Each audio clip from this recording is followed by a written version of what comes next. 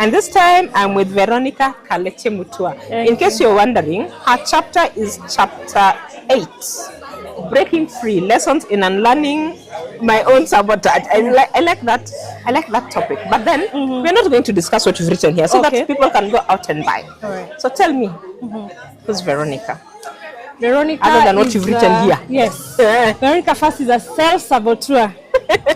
I do self-sabotage very well, but I'm learning. This book has taught me to, to just to look at how I'm sabotaging myself, to take a closer look, to take a third eye into the whole situation.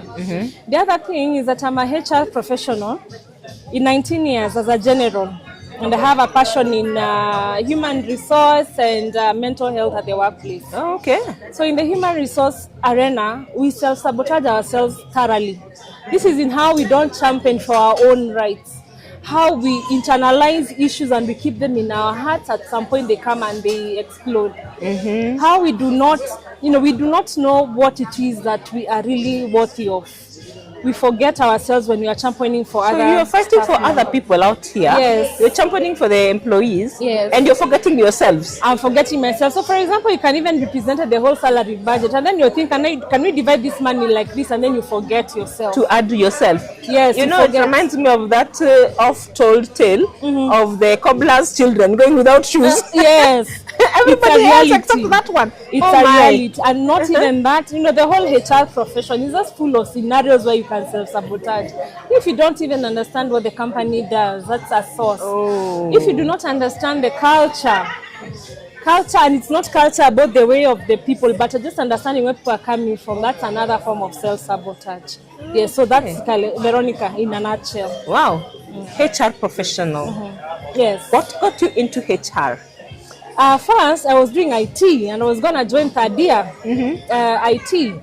Then by that time I was a data entry clerk at East African Cables. Then the head of HR gave me a task to shortlist. Then I started having that idea about getting into HR. So I abandoned the IT and then I started first year in HR. At third year? Yes. And, thankfully my parents supported my decision and I did my HR and I started from the bottom to where I am now. But where I am now is not the ultimate. I'm still championing for myself. I'm still learning how to negotiate my true worth. Wow. Yes. But something you've said has struck me, and it is the aspect of you were given a task to do. Yes. And you looked at it and you decided, this is what I want to do. Not IT, and you abandoned it. And I abandoned it. That is not the soul of a self-saboteur. Back then, before life happened. Let me say before life happened. So if you dig deep, you will have that somewhere. In fact, for you to get out of self-sabotage, you have to have audacity. And not even audacity, you also have to have a little bit of delusion. So back then I had it, but now it's to find where did I lose it. It's to look back. When I said earlier that life has to be lived backwards, so where did I lose it? Yes. So it is to recover that, Veronica, for that time and then pick up at the current, because you can never start too late and then run with it. In fact, you said something else. When you said life has to be lived backwards, but you also said, but do not get stuck there. Yes. So it's important to know what happened, but then not to make it hold on to it. We shouldn't hold on to it. We should be able to push through and move forward. Yes, those are the bones that that you have currently. Those are the bones that we have to build the flesh for. Those are the bones that you need to create the entire human being from. Imagine. Yes. So you don't get stuck. It's something I struggle with, and in fact the other day a lady who is a good friend of mine we were saying something that happened to me years ago, and then she told me, you need to move on, because this wall you have kept, it will not break until you decide you want to break it. So it is a lesson. I'm learning lessons since now I started writing.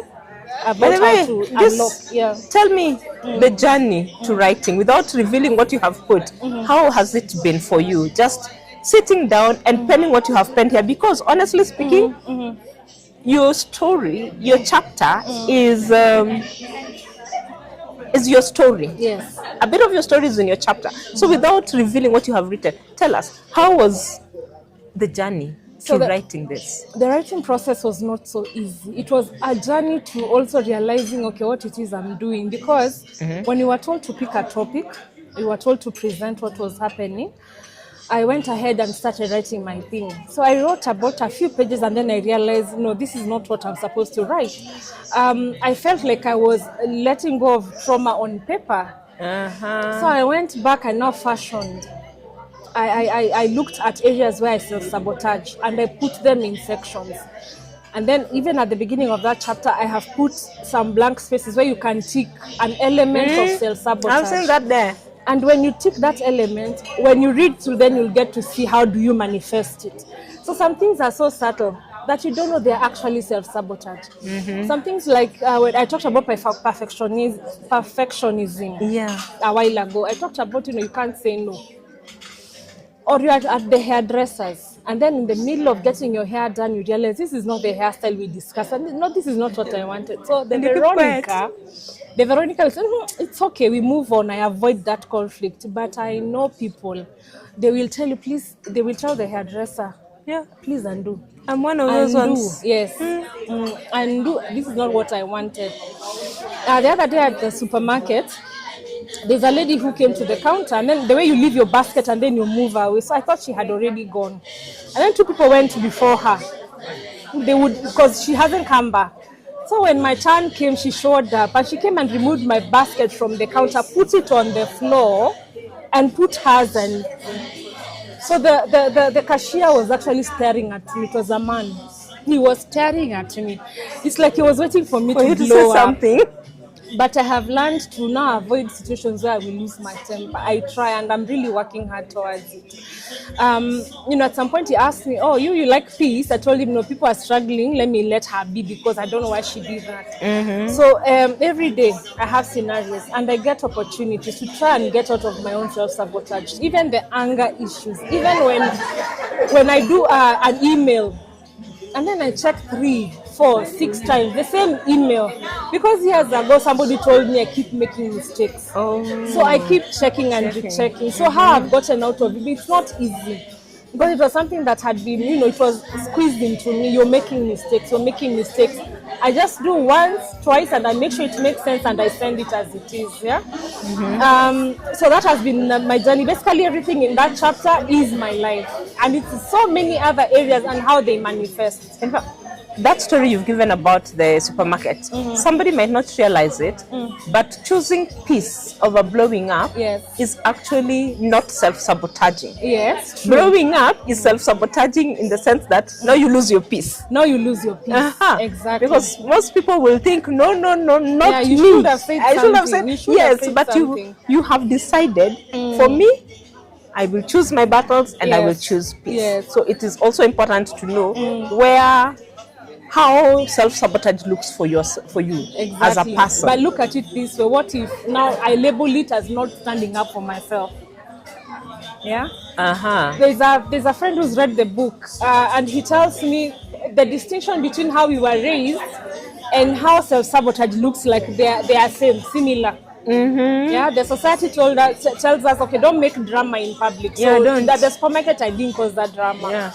But when you need to stand up for yourself, cause that drama. Make yourself fat because you're deserving. Yes. I was deserving to get my cat go through the till. Go to the till because she had left, but no, I chose peace. So it's a small. You have to. I think it's self-awareness. Yes. You have to have that level of self-awareness to just know which one is being worked on and which one is choosing peace. True. True. It's All right. a balance. Now that the book is out, you are now as published author, not just an author because we write all the time, but you're a published author. Yes, I am. What would you want us to know about the book that will cause somebody to go out and buy it? Why should I buy a book called Self-Sabotage? Because you need to realize your own patterns. You need to realize how you're dimming your light. That's one. I've had male friends buy the book, but they're telling me it's for women. I'm telling them, no, you have a daughter. That fresh planting ground. Let her start with the book. because it shows us, at this age, at our age, what we have gone through, the trauma we carry on our backs. Then they have a chance to redeem themselves. Yeah. And just recognize these patterns and recognize how they manifest. It's a step. So for you who's listening in, who's watching, get the book, learn how it manifests. You would be surprised about how it manifests, then how you get out of it. Awesome. Get the book so that you can learn your patterns, so that you can know how to get out of it. Yes. Thank you so much. Thank you. I am so excited by this book, by the way, and meeting you and just talking to you. Thank you so for much. sharing with us. Thank you so much. All right. Okay. Thank you.